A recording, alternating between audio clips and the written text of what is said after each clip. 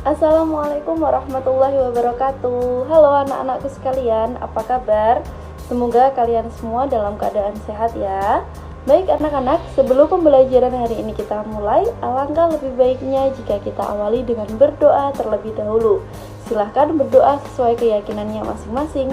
Belajar mengenai teks berita. Apa itu teks berita?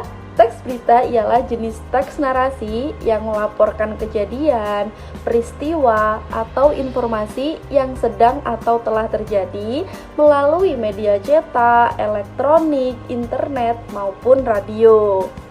Ciri-ciri teks berita meliputi faktual, aktual, unik dan menarik, berpengaruh bagi masyarakat luas, melibatkan waktu dan kronologi kejadian, objektif, dan menggunakan bahasa baku.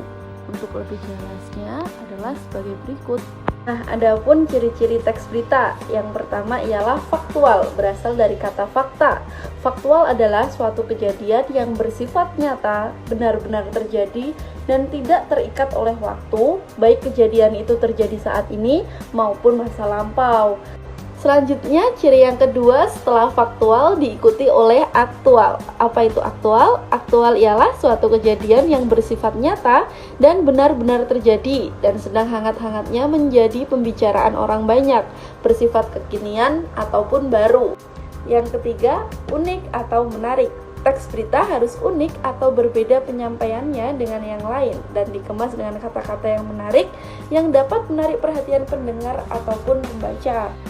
Ciri yang keempat, berpengaruh bagi masyarakat luas. Teks berita harus memberikan pengaruh terhadap masyarakat luas sebagai pendengar maupun pembacanya. Lalu ciri yang kelima, terdapat waktu dan tempat kronologi kejadian. Teks berita biasanya selalu dilengkapi dengan runtutan waktu, kapan terjadi, dan juga kronologi kejadian atau bagaimana peristiwa yang terjadi dalam berita tersebut. Selanjutnya, ciri yang keenam, objektif. Objektif adalah bahwa berita yang disampaikan benar-benar berita yang sebenarnya tanpa dipengaruhi oleh pandangan atau opini pribadi. Ciri yang terakhir yakni memiliki bahasa baku, sederhana, dan komunikatif.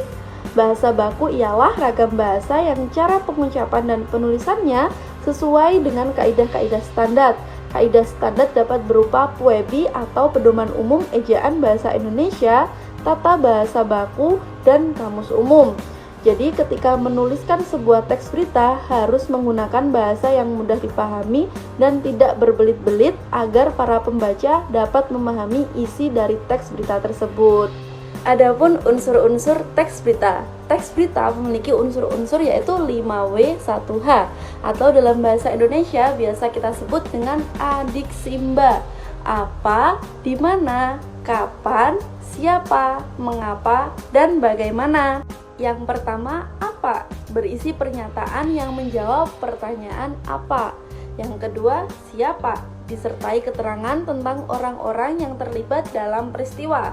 Lalu ada kapan, menyebutkan waktu kejadian peristiwa.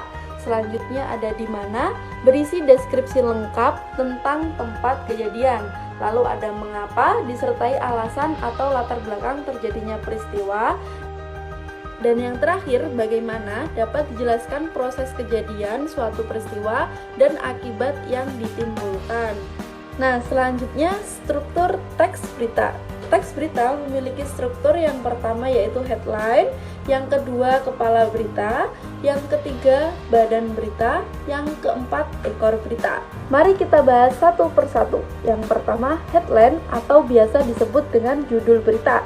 Yang kedua kepala berita merupakan bagian yang dianggap paling penting dari sebuah berita. Yang ketiga, badan berita merupakan deskripsi, narasi, atau penjelasan detail dari bagaimana dan mengapa peristiwa terjadi. Dan yang terakhir ada ekor berita, berisi konteks tambahan seperti sejarah sebelum kejadian yang dilaporkan terjadi. Nah, setelah mempelajari teks berita, kali ini kita akan belajar mengenai penyiar berita.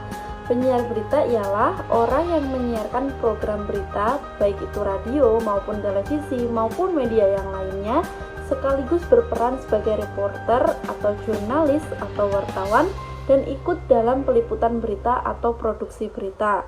penyiar berita aktif dalam membuat naskah berita yang akan dibacakannya atau disampaikannya. Adapun langkah-langkah untuk menjadi penyiar berita. Yang pertama, menguasai materi yang akan disampaikan. Yang kedua, sampaikan informasi secara menarik. Yang ketiga, perhatikan mimik wajah dan gestur tubuh. Hal pertama yang harus dilakukan ketika menjadi penyiar berita ialah menguasai semua materi yang akan disampaikan kepada pendengar atau audiens. Karena jika sudah paham mengenai materi yang akan disampaikan, akan membuat lebih percaya diri, dalam artian akan membuat semakin nyaman dalam menyampaikan informasi, dan pastinya informasi tersebut akan tersampaikan secara pasti oleh pendengar.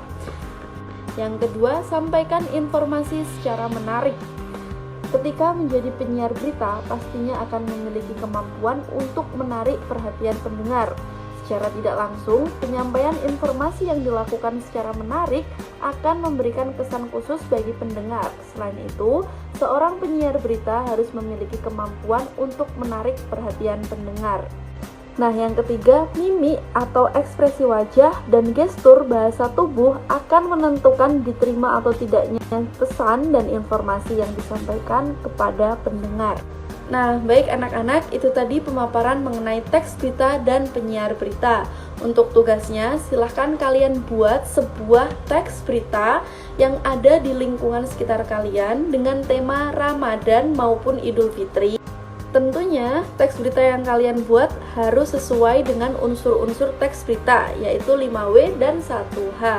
Setelah selesai kalian membuat teks berita, silahkan kalian menjadi penyiar berita. Sampaikan berita yang sudah kalian tulis melalui video dan diunggah di halaman YouTube kalian masing-masing. Nah, itu tadi pemaparan dari Ibu. Sekian, akhirul kalam. Wassalamualaikum warahmatullahi wabarakatuh. Sampai jumpa.